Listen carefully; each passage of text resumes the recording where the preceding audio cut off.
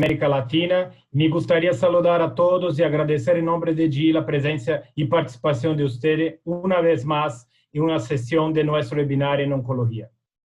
En la noche de hoy tenemos el placer de contar con doctora Silvina Racioppi, quien es la jefa de Servicio de Medicina Nuclear, Imagen Molecular y Terapias Metabólicas del Instituto Oncológico Alejandro Fleming, presidente saliente de la Asociación Argentina de Biología y Medicina Nuclear, pionera en el desarrollo de la metodología PET-CT en Argentina con el primer equipo PET-CT de Buenos Aires en el Hospital Italiano y docente de la Universidad de Buenos Aires, que nos irá a brindar con su conferencia PET-CT, aplicaciones de la imagen molecular en la práctica oncológica. Antes de ceder la palabra a la doctora Silvina, me gustaría decir que en el final vamos a tener una sesión de Q&A. Para los que quieren hacer su pregunta, por favor, use el icono ubicado en la parte inferior de la pantalla azul. Doctora Silvina, gracias por su disponibilidad y tiempo de compartir un poco de su conocimiento en esta interesante especialidad que es imagen molecular. Doctora, el escenario es tuyo. Adelante. Muchas gracias.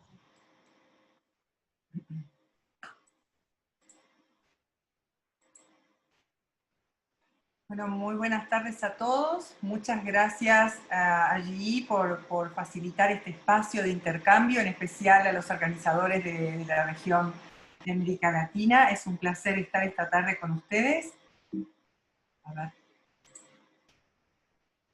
Me pareció importante, antes de introducirnos en el impacto de las imágenes moleculares en la patología oncológica, compartir con ustedes este cuadro actualizado de la American Cancer Society del 2019 para mostrar y graficar de alguna manera la prevalencia de las imágenes oncológicas, de la patología oncológica por sexo y la incidencia de la mortalidad que tienen estas patologías también en ambos sexos. Fíjense que donde se invierte es en el cáncer de pulmón y en general hay algunas acotadas a la tendencia al género. Sabemos que la patología oncológica no tiene una causa directa, pero sí hay factores ocurrentes, ya sean factores modificables, como puede ser el tabaquismo, el peso, las vacunas y algunos hábitos, y otros no modificables, como es el estatus inmunológico o la carga genética de alguna manera de los pacientes.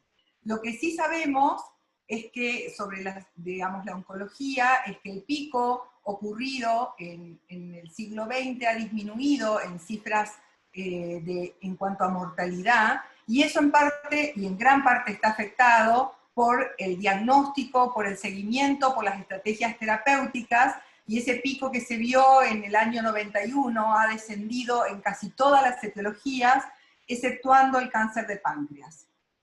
Es decir, que las imágenes en la oncología en general han sido una herramienta indispensable en la detección y en el curso de la enfermedad oncológica, y son parte de ese cambio de la mortalidad que se ve graficado muy claramente en casi todas las etiologías. Tienen una influencia en el manejo terapéutico con cambios en la conducta médico-quirúrgica y son parte integral de los ensayos clínicos, también fundamentales para este giro que tuvo la supervivencia de los pacientes oncológicos. En general, las imágenes convencionales detectan las alteraciones morfológicas sospechosas por la clínica, precisan topografías y reparos anatómicos y pueden determinar incluso perfusiones, el flujo sanguíneo de las lesiones y el comportamiento vascular gracias a los contrastes. Sin embargo, las imágenes moleculares se han sumado de una mejor comprensión de la patogénesis del cáncer en sí y permiten entonces representar en forma visual y caracterizar y medir in vivo muchos procesos a nivel celular y molecular, aportando, información bioquímica, metabólica, estatus de receptores, antígenos de membrana, adelantándose a esos cambios morfológicos que a veces son muy tardíos en la toma de decisiones. Y por supuesto las imágenes moleculares se complementan con los cambios morfológicos porque pueden caracterizarlos, estos cambios morfológicos que pueden ser consecuencias de tratamiento, de cirugías, de radioterapia, etc. Pero la imagen molecular en sí, y esta foto grafica mucho, que termina siendo una hermosa imagen, muchas veces con excelente fusión, es una imagen que se logra y se puede interpretar con mucho más allá de lo que nosotros vemos como consumada o terminada como imagen molecular. Y es porque para consolidar una buena y correcta apreciación diagnóstica con una imagen molecular, tenemos las 4 patas de una mesa, por así decirlo, los sostenes que consiguen una imagen de la mejor calidad, pero que pueda ser bien interpretada. En un lugar tenemos el equipamiento con el que contamos, el radiofármaco que utilizamos, si es el indicado o no, la metodología que usemos para lograr un estudio creíble con tiempos tardíos en algunos casos, con intervenciones farmacológicas en otros, y por supuesto no por eso en el último lugar, sino como lo más importante es el recurso humano idóneo que trabaje en forma multidisciplinaria para lograr entonces el mejor resultado en la imagen molecular. Todos conocemos lo que es un radiofármaco, nuestra materia prima para lograr de alguna manera las imágenes moleculares, y que debemos elegirlo en base a la información que hacemos como devolución. ¿Qué información esperamos de un estudio molecular? Y gracias al desarrollo de la radiofarmacia, hoy podemos dar mucha información molecular, depende ajustándonos a las etiologías. Podemos dar aumento de glucólisis, aumento de proliferación celular, porque aumentó la síntesis lipídica de las membranas. Podemos hablar de aumento de proliferación celular a través del aumento de síntesis de ADN. Podemos hablar de sobreexpresiones de receptores específicos, de sobreexpresiones de antígenos específicos, capacidad para captar precursores de amina, etc. Quiere decir que hoy nos amigamos con una biodistribución muy diferente, depende del radiofármaco que usamos. Y de alguna manera, grafico, digamos, de esta manera, de alguna manera didáctica o colorida, las distintas biodistribuciones de los radiofármacos que hoy son una realidad en el servicio de medicina nuclear de Alexander Fleming, y también esos espacios vacíos, de alguna manera, que he dejado, son otros tantos que están en desarrollo, que están en la vanguardia, pero que aún no podemos contar en nuestro medio. Quiere decir que más allá de amigarnos con la biodistribución y de los radiofármacos que incorporamos en las imágenes moleculares, es muy importante conocer las interferencias, los mejores momentos, las drogas y cómo potenciar esa imagen molecular y darle una interpretación correcta. El PET en oncología, en la historia natural de la patología oncológica, sabemos que se inicia con un diagnóstico, una estratificación que pone en escena las mejores estrategias terapéuticas de acuerdo en el estadio que el paciente debuta, una reestadificación, a veces recurrencias digamos, en la historia de la enfermedad, y controles de tratamiento en muchas de esas instancias. Sin embargo, no en todos estos ítems de la enfermedad oncológica, el PET-TC o las imágenes moleculares tienen el mismo impacto o cambian realmente la conducta terapéutica, que es el valor agregado de nuestra metodología. En cuanto al diagnóstico, la etiología, digamos, como imagen diagnóstica, tenemos, por supuesto, lo más acotado, es el más acotado grupo en el que puede impactar la imagen molecular.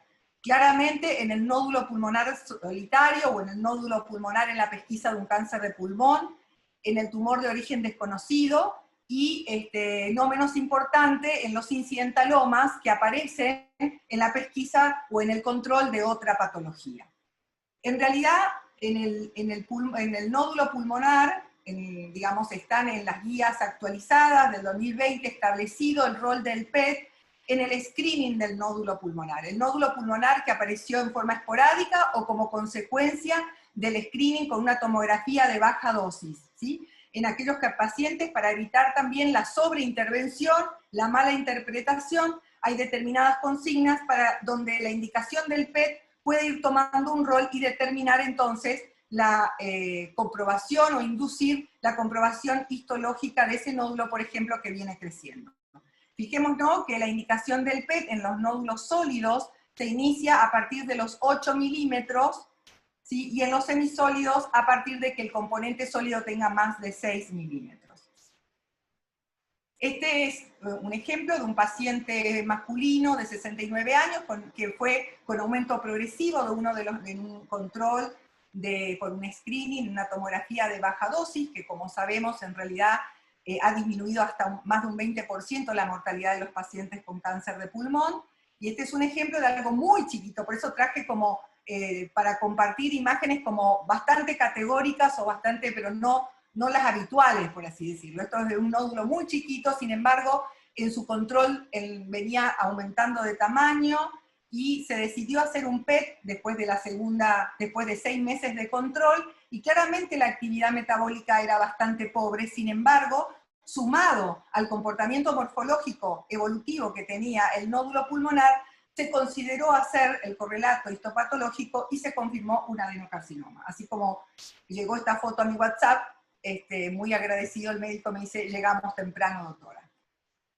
En relación al tumor de origen desconocido, estos son 2 ejemplos de un paciente, en este caso masculino de 49 años, con adenomegalias derechas, un paciente que se estadifica, y claramente en un estudio de estadificación nos encontramos con muchas más patologías de la que se esperaba. No solamente que no se sabía dónde estaba el primario, sino que se ven estructuras ganglionares hipermetabólicas bilaterales, ¿sí? Pero además se consiguió una imagen hipermetabólica sobre la región amigdalina derecha y múltiples lesiones osteolíticas, y la anatomía patológica confirmó que se trataba de un linfoepitelioma de cabeza y cuello, una patología de cabeza y cuello con alta frecuencia de metástasis.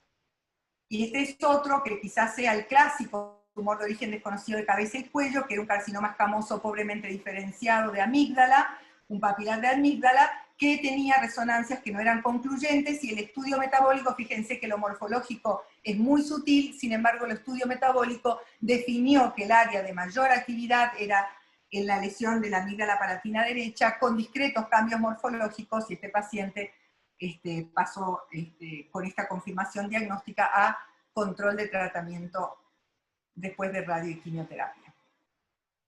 En la estadificación inicial, donde podemos establecer cambios de conducta o podemos definir un pronóstico, el PTC empieza a tener una preponderancia o suma etiologías oncológicas en las que impacta la metodología.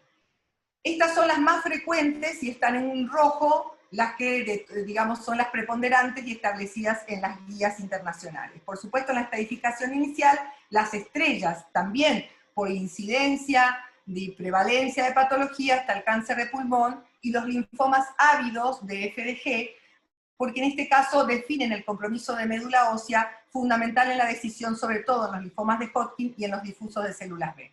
En las lesiones de hipofaringe, que son altamente metastarizantes, en el melanoma, en los estadios 3 y 4, por el tipo, digamos, de conducta que tiene, cómo se propaga la enfermedad melánica maligna, y en los estadios 2B y 2C, que hayan tenido ganglios centinelas positivos.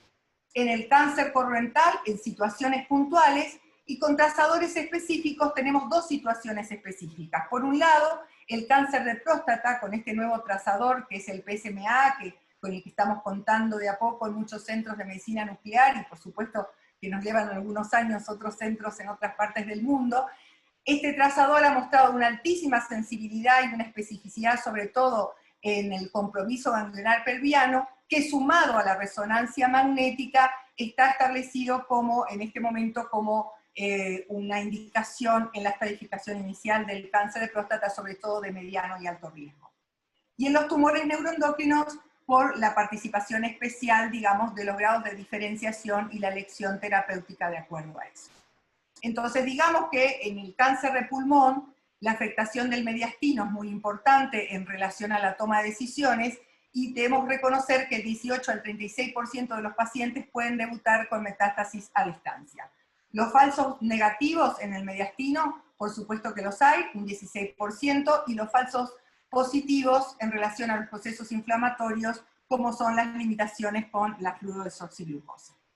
Y en las guías, claramente recomendada en muchos de los estadios, en los estadios iniciales para determinar el compromiso mediastinal, y en los demás estadios para la enfermedad a distancia, siendo que a partir del estadio 2B se sugiere además la resonancia del encéfalo, ya que la distribución encefálica del trazador no permite hacer una detección correcta o certera del compromiso encefálico que es uno de los sitios de metástasis del cáncer de pulmón.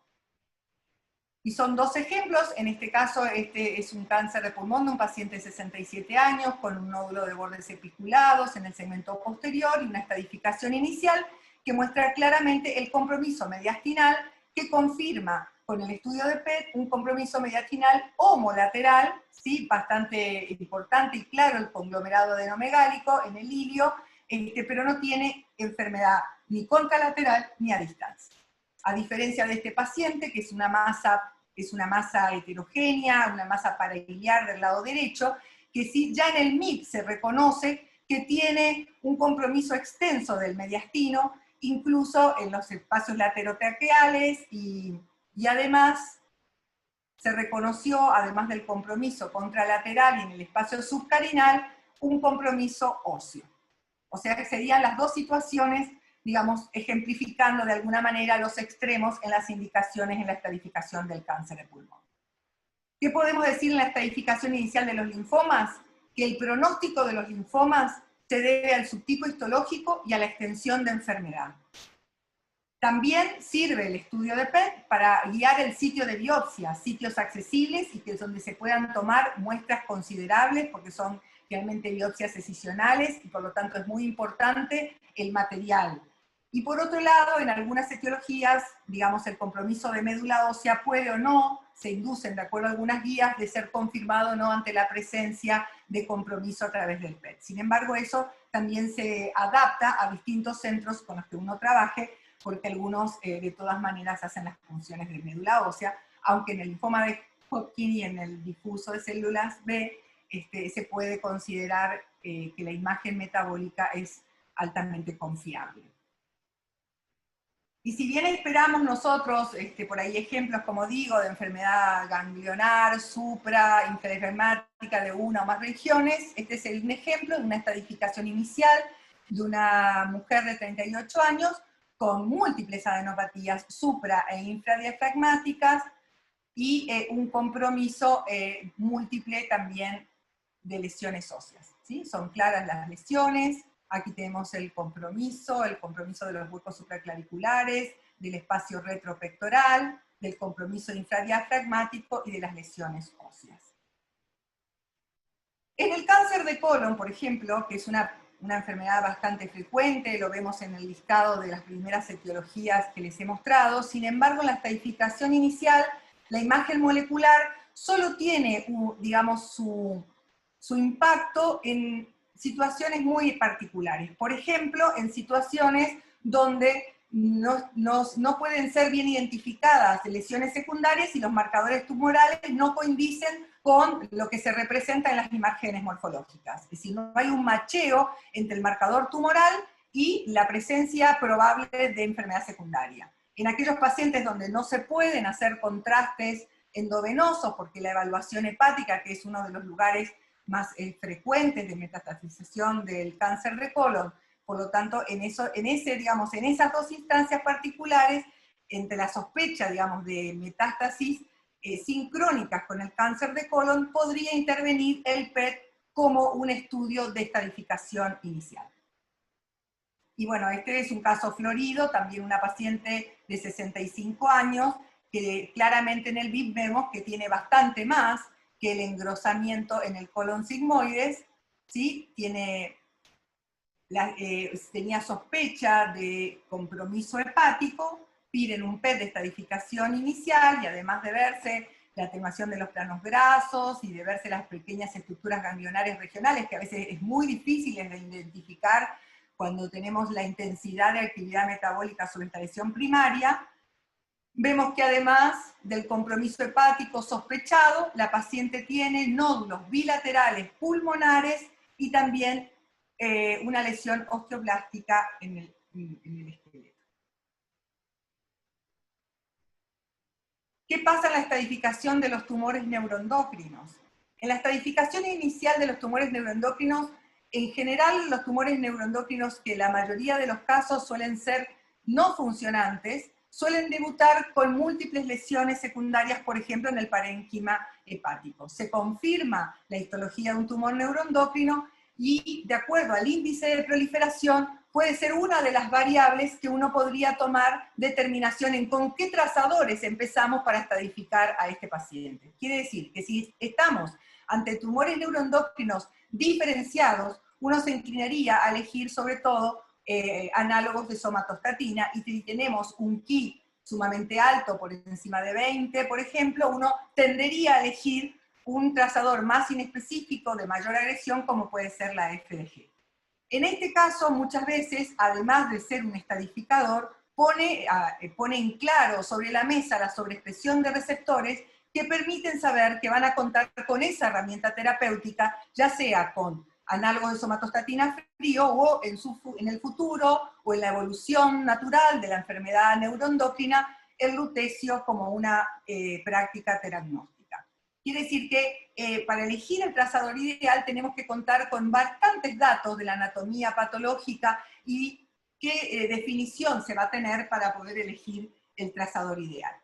Y esta es una paciente con un cáncer de páncreas de 70 años que debutó con dolor abdominal, lesiones múltiples en el parénquima hepático y una lesión sospechosa en el páncreas. La anatomía patológica dijo que era un tumor neuroendocrino con un Ki bastante bajo, con un Ki de un 8%. Por lo tanto, el trazador elegido fue un análogo de somatostatina, y ven que prácticamente la distribución del análogo de somatostatina es normal. Por lo tanto, el macheo metabólico de esas lesiones fue con FDG, y claramente las lesiones que ven aquí, y ahora vamos a ver otros cortes, son mucho más ávidas por la FDG. Ese macheo permite un montón de estrategias en los tumores neuroendocrinos. Y acá vemos blancamente, arriba está, y está en otro color, por supuesto, estos son análogos de somatostatina, y aquí vemos a la FDG, la avidez que tiene y la falta total de avidez que tiene por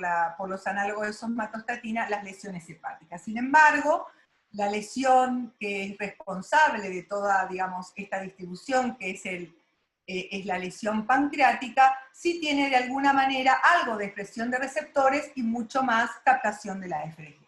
Este macheo es importante, como digo, para la estratificación sí, para el pronóstico y para la elección terapéutica de los pacientes de tumores neuroendocrinos.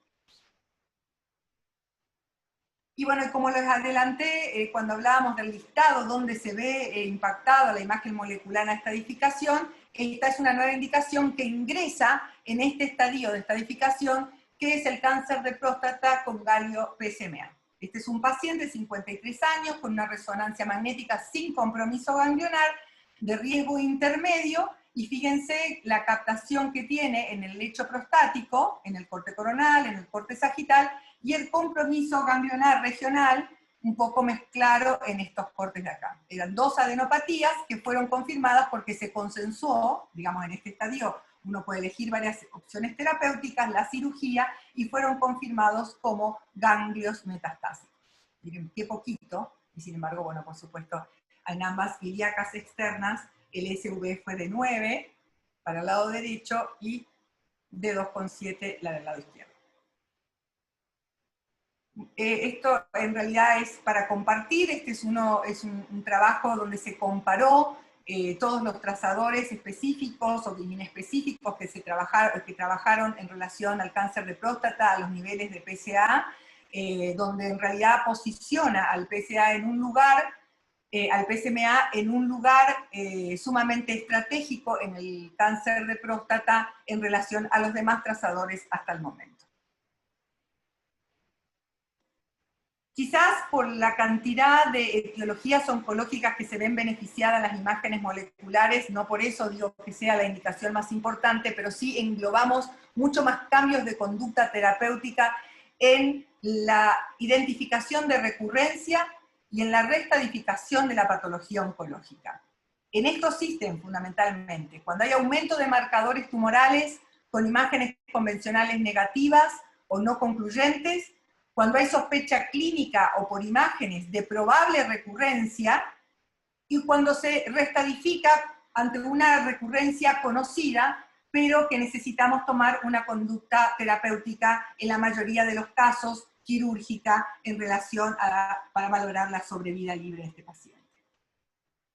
En cuanto a la recurrencia, se van sumando otras etiologías, por supuesto a la cabeza el cáncer de colon, los linfomas refractarios o recidivados, ¿sí? Antes de iniciar tratamientos con alta dosis o ante el trasplante, el cáncer de pulmón, el cáncer de mama, el cáncer de próstata, el melanoma, los sarcomas, ¿sí? Y el ovario, entre otras. Acá vemos en el cáncer de colon la recurrencia local, en las guías establecido el rol ante la elevación de los marcadores tumorales y una colonoscopía negativa. La indicación es hacer un estudio de PET, se considera en la reevaluación de los pacientes, y cuando se documenta algún tipo de metástasis, en este caso metacrónica con el tumor, para tomar conducta. Y estos dos ejemplos son un cáncer, este es un paciente de 72 años con un cáncer de colon transverso, cirugía, quimioterapia adyuvante, y en el seguimiento, a pesar de que venía con marcadores tumorales normales, tenía sospecha por imágenes, porque venían en aumento ganglios mesentéricos que hicieron sospechar al oncólogo, y a pesar, digamos, de los marcadores, pide un PET de reestadificación, y es muy claro que esos ganglios que habían aumentado de tamaño, además del compromiso mesentérico, los encontramos con un compromiso franco en el idiopático y las adenopatías en el mesenterio bastante categóricas. Y este es el caso opuesto, donde las imágenes eran negativas y los marcadores tumorales venían evidenciando un recrudecimiento de la enfermedad oncológica subyacente, que claramente se vieron caracterizados en un estudio de PET con adenopatías sumamente hipermetabólicas bilaterales.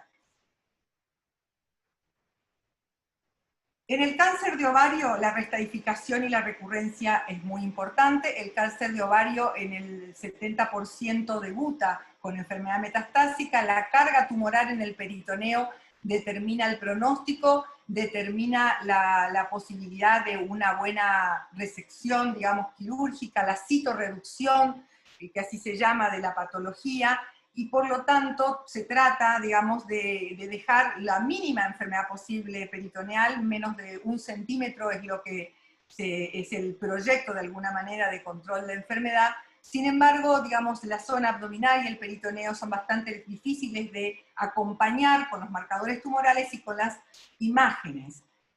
Esta fue una paciente de 66 años que se operó en el año 2017 con aumento progresivo de marcadores tumorales y tomografías y resonancias que no eran concluyentes. Sin embargo, el marcador tumoral no se estabilizaba. Así que se hicieron imágenes moleculares. Aquí vemos claramente que la paciente ya en el MIP, a pesar de que no se están como borrosas estas imágenes, es bien contundente el compromiso de esta lesión nodular en la fosa ilíaca izquierda y una imagen nodular bien hipodensa en el ilio esplénico, ¿sí? Y aquí se suma un foco mucho más chiquito, pero también bien contundente con el resto de la grasa y los cambios de densidades que no son fáciles de interpretar en el abdomen, donde se ve otra imagen en el espacio pararectal. ¿Sí? Este paciente se reintervino, se hizo quimioterapia adyuvante y ahora viene a hacer los controles metabólicos la semana que viene. En el cáncer de próstata, en las guías americanas, aún existe la colina como, digamos, el PET está indicado en la persistencia y la recurrencia de enfermedad, y aún están establecidas, a pesar que esta es una versión del 2020, por supuesto, aún el PET-TC, en este caso, indicado con colina. Este es un paciente con aumento progresivo del PSA, estudiado con fluorcolina, que es con lo que podemos contar nosotros, y la caracterización de ganglios secundarios en la cadena lateroaórtica izquierda. En el cáncer de mama, el PET tiene impacto tanto en la recurrencia local como en la detección de metástasis, en los cánceres de mama de alto grado, cánceres de mama de alto riesgo. Y aquí tenemos un ejemplo de una paciente de cáncer de mama de 77 años, metastásica, había debutado metastásica con control de enfermedad, vuelve a la consulta con mucho dolor lumbar y el paciente hace un centellograma óseo que en realidad muestra alguna lesión, pero no precisamente en el raquis daban como si fueran degenerativos, se pide un PET para definir conducta y no solamente se ve la recurrencia que tiene la paciente en el nódulo superexterno de las huellas de mastectomía, Fíjense el compromiso retropectoral ganglionar que tiene la paciente y múltiples lesiones esqueléticas, por supuesto, mixtas. Por lo tanto, acá tenemos el juego de lo blástico y lo lítico, que fue muy categórico en el estudio de PET. ¿Qué decir del melanoma? Habíamos visto que la estadificación inicial está indicada en determinados estadios con alta sospecha de enfermedad metastásica. Sin embargo, este había sido un paciente de 41 años, un paciente que había tenido ganglio centinela negativo, una lesión melánica preaxilar, nunca tuvo adenopatías, y en el 2020 comienza con anemia, con decaimiento, se palpa una adenopatía axilar del lado derecho, y fíjense, digamos, se le indica un estudio de PET de restadificación ante esto que era palpable, y claramente, además de esta adenopatía que fue contundente, se ve lesiones subcutáneas, ¿sí?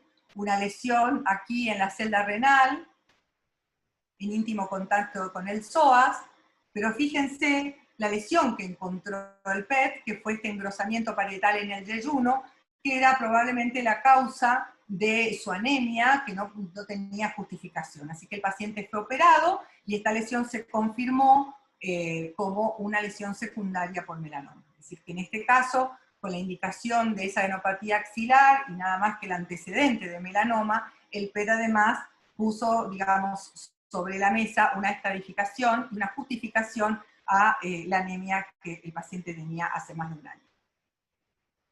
En relación al control del tratamiento, por supuesto que las imágenes moleculares son predictoras tempranas de la respuesta a la quimioterapia, son superiores en poder distinguir enfermedad residual, es importante en la evaluación preoperatoria de la enfermedad recurrente tratada con quimioterapia, y se han incorporado una serie de nuevos, digamos, mediciones de alguna manera del control de tratamiento sobre el volumen metabólico total de la lesión y sobre la carga de la glucólisis tumoral global que tiene la lesión, digamos, como parámetros más certeros en muchas patologías.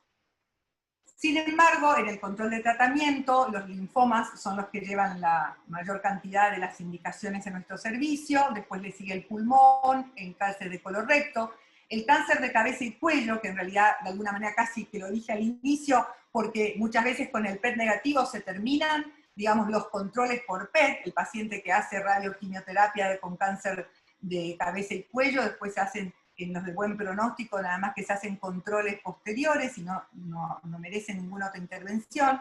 En el melanoma, en la mama, en los pacientes que hacen neoadyuvancia y en los sarcomas. Puse en colorado como en aquellos que tienen un impacto y se, digamos, termina allí el control terapéutico. En el cáncer colorectal, después de la quimioterapia de metástasis potencialmente resecables, como pueden ser metástasis oligometastásico en el hígado, como control de neoadyuvancia del cáncer de recto, en estudios iniciales se puso mucha preponderancia, hubieron algunas discrepancias en la metodología, en los tiempos de evaluación, y claramente hoy por hoy, a pesar de que ahí tiene su valor agregado, la resonancia magnética con difusión ha sido superior para predecir la respuesta en el cáncer de recto. Y en las terapias mínimamente invasivas, en las terapias ablativas, en las radiofrecuencias de lesiones, donde por diversas razones se elige ese tipo de control de enfermedad. En el linfoma, por supuesto, como dije, como para nosotros la indicación más frecuente de control de tratamiento, se toman en cuenta, digamos, en la mayoría, lo que se indicó es hacer a mitad del tratamiento, por así decirlo, como en otras patologías, un stop y un control de tratamiento para reforzar, para continuar o para cambiar de alguna manera la estrategia terapéutica. De alguna manera, en los linfomas se realizan estudios de control de tratamiento precoces o interinos, que es lo que llamamos los IPET, y se hacen al final del tratamiento.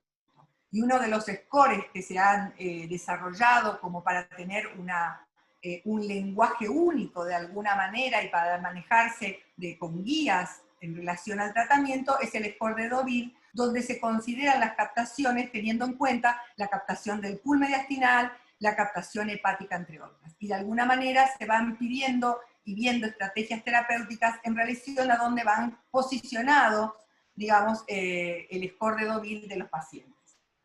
Por otro lado, la respuesta, hay otros nuevos criterios, como los criterios LYRICS, para la respuesta a las terapias inmunomoduladoras, donde es un tema aparte, que lo vamos a ver, de alguna manera las respuestas indeterminadas que dan estos nuevos agentes que tienen que ver con la inmunoterapia.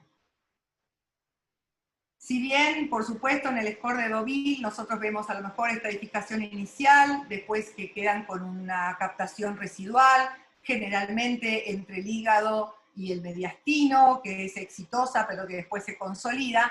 Quizás esto, por la rareza o por la contundente respuesta, fue la imagen que quise mostrarles, que fue una paciente de 49 años con un linfoma tiroideo, que hizo, digamos, un borramiento metabólico y una involución morfológica increíble después de 6 ciclos de CHOP, y que en realidad vale la pena mostrar, digamos, en este macheo de imágenes pre- y post-terapéuticas de los linfomas. Aquí vemos más contundente en la estadificación y en el control de tratamiento, y en cortes axiales, no solamente la involución que ha tenido metabólica, ¿sí? Sino, fíjense, la involución morfológica que acompaña perfectamente, digamos, al estatus terapéutico y clínico evolutivo del paciente. En una patología donde el control de tratamiento esa respuesta ha tenido, eso fue un predictor de pronóstico de alguna manera, y en cuanto ha cambiado el seguimiento y la terapéutica, es en el cáncer del cuello uterino avanzado. Porque fíjense, este es un ejemplo de una paciente, y aquí no, digamos, no vendría a ser como Interpet, pero tenemos el estudio basal con la lesión en el cuello de útero avanzado, el control al fin del tratamiento inmediato, donde todavía hay aquí un aumento de cambios inflamatorios después de la radioterapia, y un control más alejado, donde prácticamente la involución morfológica y metabólica es contundente, y ya ni siquiera están acompañados por los cambios inflamatorios que se ven al final inmediato del tratamiento. Esto es en el cáncer de cuello de útero. Pero todas estas, digamos, hay procesos independientes. Cuando hablamos de control de terapia con nuestros marcadores, hay procesos independientes que no están relacionados o sí, y que muchas veces tiene que ver con poder interpretar respuestas dispares de distintos focos en un tratamiento sistémico que ha sido adecuado, tumores que no responden de la manera habitual, tumores o hallazgos en los estudios metabólicos que no, son discordantes con la clínica, y a su vez la clínica con el laboratorio, nuevos focos de aparición, las terapias combinadas entre lo sistémico y lo localizado, a los pacientes que tienen quimio, y entonces vemos una respuesta en la lesión tratada, en la lesión sistémica, y después en la lesión tratada con radioterapia, y por supuesto nuestro gran desafío, la inmunoterapia y la radioterapia con isótopos por el edema radioinducido. Entonces, hay respuesta metabólica mixta, y bueno, eso vemos, es un término descriptivo, hay un segundo tumor sincrónico, es una malignidad metacrónica, son todas preguntas, son lesiones benignas que no respondieron porque eran benignas o correspondían a otra etiología. Son procesos inflamatorios que acompañaron a la inmunodepresión del paciente y los efectos propios del tratamiento. Es decir, todos los procesos inflamatorios que acompañan a la terapéutica del paciente oncológico y que hay que tener en cuenta en la interpretación del control de tratamiento. Infecciones oportunistas por la inmunosupresión, reacciones crónicas a cuerpo extraño, necrosis gracia, diverticulitis, fracturas porque son pacientes desnutridos, con osteopenia, con estrés, pacientes que se acompañan de pseudotumores inflamatorios. Es decir, que tenemos una serie de efectos relacionados al tratamiento en el paciente oncológico que no hace tan liviano evaluar una respuesta al tratamiento. La toxicidad de las drogas, el rebote hematopoyético, la pseudoprogresión o la inflamación radioinducida, como decíamos. Es decir, cuando hablamos de pseudoprogresión en nuestros estudios de control de imágenes moleculares, cuando hay un aumento transitorio de la captación y del tamaño de las lesiones tratadas. Las células inmunes se activan, infiltran, atacan al tumor y provocan estos cambios morfológicos y metabólicos que vamos a tener que saber interpretar, pero que en realidad están reflejando una respuesta y un buen pronóstico al tratamiento instaurado. Y podemos evidenciar también focos no vistos, a veces basalmente, y que retrospectivamente estaban, pero que se incendiaron, como si fuera digamos, un efecto flare ante la inmunoterapia. ¿Cómo interpretamos una pseudoprogresión en las imágenes moleculares?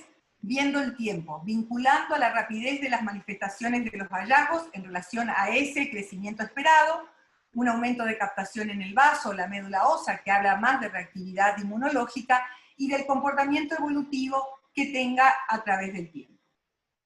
Este es un ejemplo de un paciente nuestro tratado en un paciente en un plan de teragnosis, que como todos sabemos es la posibilidad de poder tratar, intercambiando los isótopos, tratar con una molécula, en este caso son pacientes de tumores neuroendocrinos, diagnosticados con galio y tratados con lutecio, donde se ve claramente en el pretratamiento las lesiones ávidas con análogos de receptores de somatostatina. Estas son pretratamiento, y fíjense en el posttratamiento. Sí, disminuyeron, fíjense que si uno hablara estrictamente del SV, diría sí, disminuyó la captación, hay menos receptores de somatostatinas viables en este tumor que ha sido tratado. Sin embargo, los cambios morfológicos asustan, realmente son, por lo tanto, la interpretación de esto en el contexto de un laboratorio que ha mejorado, de una clínica que ha mejorado, acompaña toda la experiencia donde nos piden precaución y mucha atención en la interpretación de estas modificaciones en relación a la inmunoterapia y a este tipo de terapias con isótopos como las que estamos llevando a cabo en el servicio de medicina nuclear. Por lo tanto, ¿qué idea nos tenemos que llevar para lograr el mejor rédito diagnóstico de las imágenes moleculares? En primera instancia, conocer y consensuar la indicación del estudio para responder al motivo del estudio. O sea, ¿sirve realmente? ¿Es buena la indicación? ¿Le vamos a poder dar la respuesta al médico tratante que nos está pidiendo una opinión seguramente para cambiar una conducta terapéutica? Por otro lado, establecer con precisión la metodología que vamos a tratar. Necesitamos fotos tardías, necesitamos un dual time, necesitamos preparar al paciente, dar un beta bloqueante para que un paciente joven tenga menos grasa parda, sondar a un paciente si fuera necesario, poner algún tipo de dispositivo intravaginal para considerar exactamente planos de clivaje, o sea, de establecer metodológicamente cómo vamos a trabajar para el mejor rédito. Elegir el trazador adecuado, ni hablar sobre todo en la suma de los trazadores que vienen incorporándose a los servicios, valorar los hallazgos sobre todo, y esto es muy importante, en el contexto clínico y terapéutico del paciente. No dar una información descriptiva de lo que vemos, porque con esa información muchas veces el médico que nos manda el estudio no sabe qué hacer. Y por supuesto, trabajar en forma multidisciplinaria, no solamente respetando todos los roles dentro del servicio, del propio servicio, el físico, los técnicos, sino que también con todo el staff médico y el médico tratante y las interconsultas que sean necesarias para poder mejorar la performance, la eficacia diagnóstica que tienen estas imágenes que han cambiado la historia del manejo oncológico. Muchas gracias.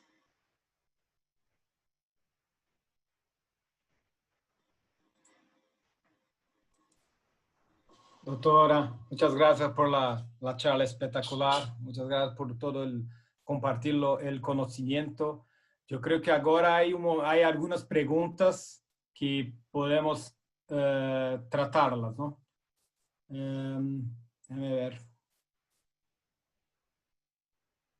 Una de las preguntas es cómo se complementa las imágenes moleculares con los estudios moleculares de biopsias que vemos cambios en el ADN.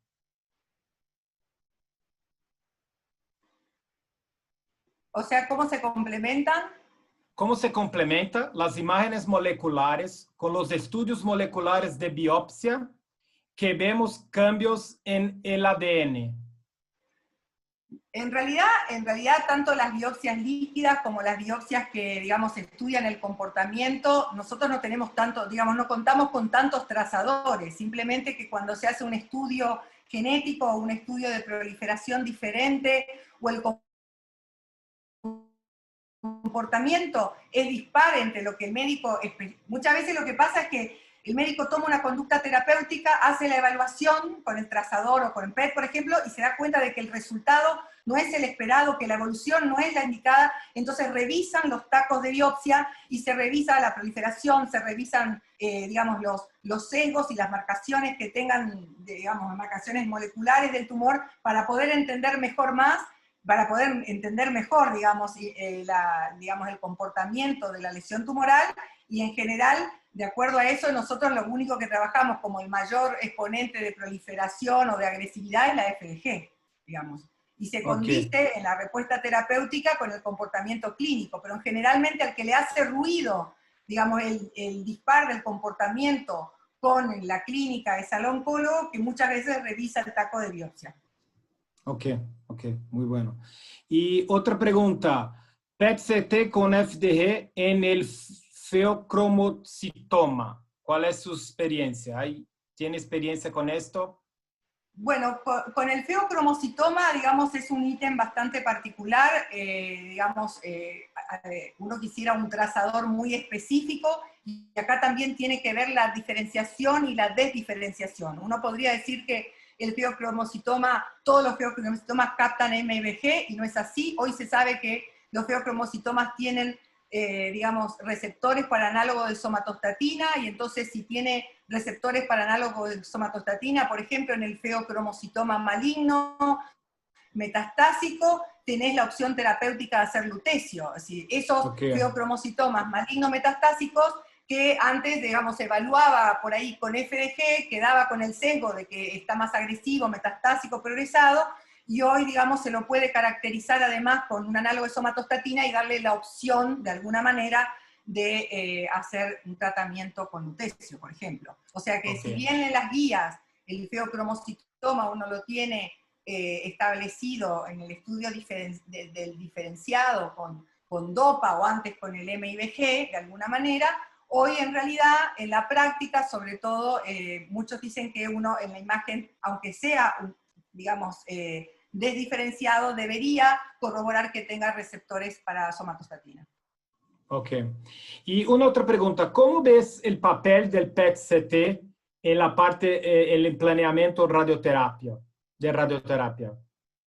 Bueno, en relación al planeamiento de radioterapia no es algo en el que tenga experiencia personal, así que compartirte nada más que, digamos, de la bibliografía. Digamos, tenemos que tener un trabajo multidisciplinario muy ajustado, saber si uno quiere una carga, digamos, cómo uno quiere intervenir realmente en la carga de radiación del tumor a tratar, delimitar perfectamente la carga a tratar, y es muy importante y esperanzador de alguna manera involucrar otros trazadores para que sea más preciso aún, digamos, trazadores de hipoxia, además de la FDG. Pero también se han descrito trazadores como hacer planeamiento con PSMA, por ejemplo, para el cáncer de próstata. O sea, el poder contar con el trazador adecuado también va a permitir hacer la recapitulación del planeamiento de la radioterapia. Lo mismo que otros tipos de trazadores más específicos para cerebro. Ok. Déjame ver una pregunta más acá. Si realiza imágenes tardías para evaluar el comportamiento del SUV en nódulos pulmonares solitarios con SUV inicial dudoso. Bueno, los estudios duales, digamos, nosotros lo hacemos, sobre todo en los nódulos muy chiquitos y con valores tan pobres. Por eso mostré ese que era súper pobre, digamos, y fue un final feliz. Pero en realidad la bibliografía dice que el estudio dual de imágenes tardías tiene mucha más fuerza en el valor predictivo negativo que en el valor predictivo positivo. Entonces, digamos, eso también tiene que ver con la dinámica acá servicio. Nosotros hacemos, digamos, estudios duales, pero en la bibliografía en general te dicen que el valor realmente es el valor predictivo negativo, que no cambió tanto entre un buen estudio en tiempos estándares y agregarle el dual. Ok. Otra pregunta, ¿qué tanto tiempo debemos esperar para hacer un PET-CT posterior a otorgar radioterapia en un paciente y evitar falsos positivos en el estudio? Bueno, digamos, todo depende, digamos, a ver, todo depende de qué vamos a tomar, qué conducta se va a tomar con nuestro PET, digamos. Si uno quisiera estar seguro, yo te diría, bueno, esperemos 4 meses, esperemos que se apague totalmente los cambios inflamatorios. Sin embargo, sobre todo en tumores de cabeza y cuello, por ejemplo, hay mucha bibliografía donde se hace, digamos, un estudio de PET a las pocas semanas, es decir, a veces a las 2 semanas, a las 4 semanas. Hay otros que hacen estudios, digamos, de tomar conducta a los 2 meses de terminado la radioterapia, y en realidad nosotros no, en la cabeza y cuello, sobre todo, que tironean, digamos, los tiempos de evaluar la radioterapia, porque, digamos, es bastante importante tomar la conducta, lo que hemos visto es que tardíamente da un mejor rédito y el valor predictivo negativo es más alto, y muchas veces nos queda la duda si a los 4 meses fueron suficientes como evaluar un tumor de cabeza y cuello, sobre todo con lo de cabeza y cuello, porque la bibliografía hace mucho hincapié en hacer evaluaciones precoces de la evaluación, y muchas veces no pueden tomar cambios de conducta. Muy interesante, sí. ¿Y con qué frecuencia usa dispositivo intravaginal en cáncer de cuello uterino? Nosotros siempre. Siempre.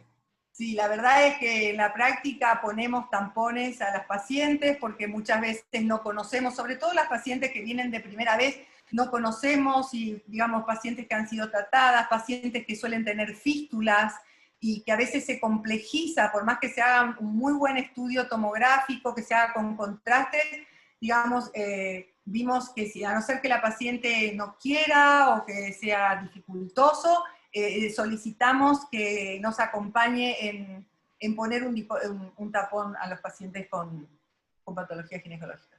Ok. A ver.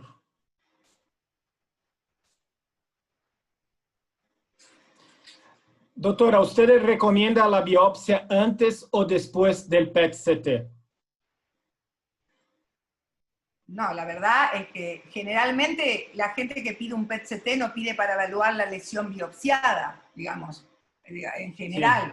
Sí. En general, digamos, como vemos las indicaciones, las biopsias se toman y se piden no por el lugar de la biopsia, sino que se piden para la estratificación de la lesión más. Entonces, si uno dijera, bueno, si tiene intervenciones, después de cualquier intervención local, uno podría estimar que 1 semana, 10 días, sería un tiempo óptimo, y algunos dicen, no, mejor inmediatamente porque todavía no se activó todo el sistema inflamatorio inmune del paciente. La realidad es que si la indicación del PET es para hacer una estadificación inicial y ver cambios comprometidos, y ver compromiso óseo, ganglionar a distancia, la realidad es que no tomamos muy en cuenta. Y si la realidad es que lo que queremos es evaluar la zona biopsiada, y preferentemente tenemos que tratar de hacer primero el estudio metabólico y que se biopsie ese día después del PET, digamos. Sí. Esto, por eso digo, el trabajo multidisciplinario, ¿cuál es la información que va a sumar nuestro estudio? O sea, no podemos postergar un estudio de PET que sea, digamos, que se aquiete la región inflamatoria por una biopsia, porque en realidad el pedido no es por el nódulo que están biopsiando, sí, sino el pedido es ver el mediastino, el hueso, las suprarrenales, digamos. Es muy amplia la pregunta. Sí, entiendo, sí. Pero el PET generalmente no te piden para evaluar la lesión conocida, ya diagnosticada y ya biopsiada. Sí. Y una pregunta, usted habló bastante habló en parte de la charla de la parte del galio PSMA, ¿ok? ¿Cómo ves el papel del galio o del flúor PSMA? ¿Cuál es cuál es su opinión?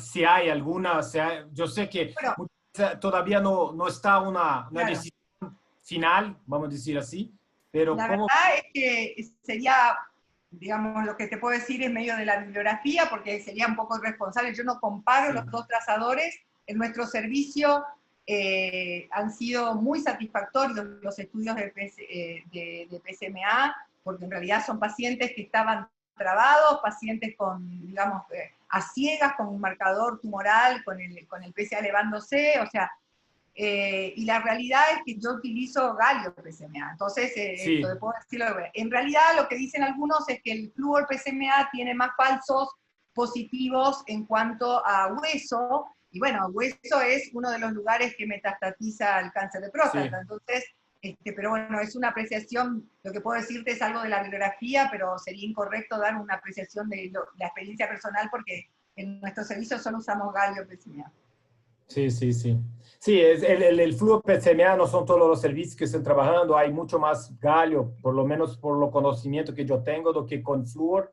Total. Lo que pasa es que la vida media de los trazadores también hacen posible que uno pueda trabajar con uno u otro. Los que trabajamos rodeados de proveedores en capital, en Buenos Aires, como me pasa a mí, entonces de alguna manera es más cómodo, pero entiendo que también hay muchos centros donde también la marcación con flúor va a permitir tener un trazador más específico, con una vida media un poco más amigable de alguna manera que el galio, pero en general los trabajos comparativos, bueno, y aparte con toda la intención de iniciar la diagnosis, como hacemos en tumores neuroendocrinos galio-lutecio, bueno, de alguna manera iniciar así la diagnosis en próstata. Sí, sí.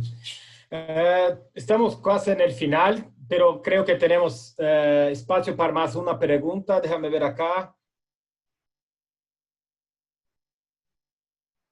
¿Cuándo uno puede pensar en pseudoprogresión cuando evaluamos respuesta a tratamiento de inmunoterapia? Bueno, en realidad, tanto de inmunoterapia, digamos, como el tiempo, muchas veces hay un cronograma, depende para si está, digamos, en protocolos de pulmón o en protocolos de melanoma.